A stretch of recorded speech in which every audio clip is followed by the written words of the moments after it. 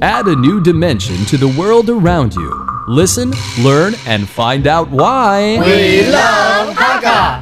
多学一种语言，多开一扇视野。现在就让我们一起加入客家风情，大家来讲客家吧。Hello everyone, it's time for a Hakka lesson right here on FM 100 ICRT. Hello， 你好，大家好，我是 Alice 彭。大家好，我是 Josephine. Do you like to travel? 你喜欢旅游吗？喜欢啊。喜欢哦。那你会不会那种旅游是自己这样子背个包包，然后就到处去就冒险？不敢，对不对？对啊。因为从不见的。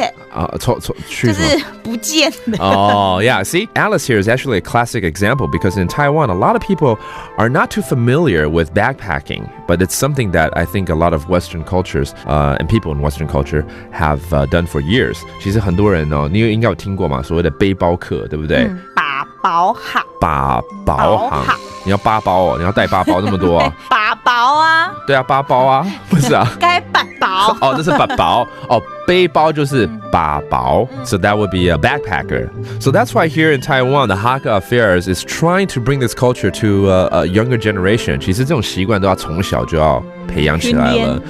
So that's why here in Taiwan, the Hakka Affairs is promoting a lot of summer camp related events this summer. 哦，听说现在呢有这个客委会推出的一些夏令营，对不对？然后有不一样类型的夏令营。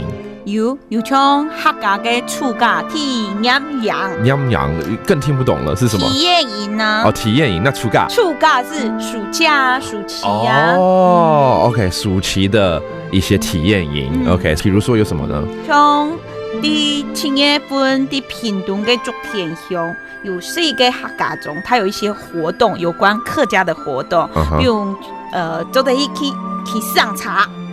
又来了，起上茶是什么？要喝什么茶吗？没有，不是上茶。赏茶，脚踏茶。哦，什么车是不是？脚踏车。哦，脚踏车。OK， how do you say that？ 脚踏茶。脚踏茶。也有人说赤行茶。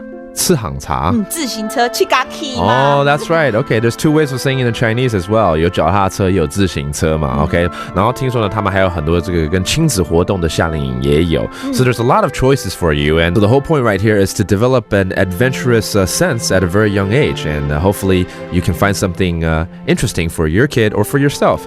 You can go on to their Hakka Affairs website again for more information. 而这个网站呢 www.hakka.gov.tw， 对不对？错。好 ，That does it for today's Hakka lesson of the day. 什么大家？俺只say张来了。客家风情由行政院客家委员会独家赞助。We Love Hakka has been brought to you by the Executive Yuan's Council for Hakka Affairs.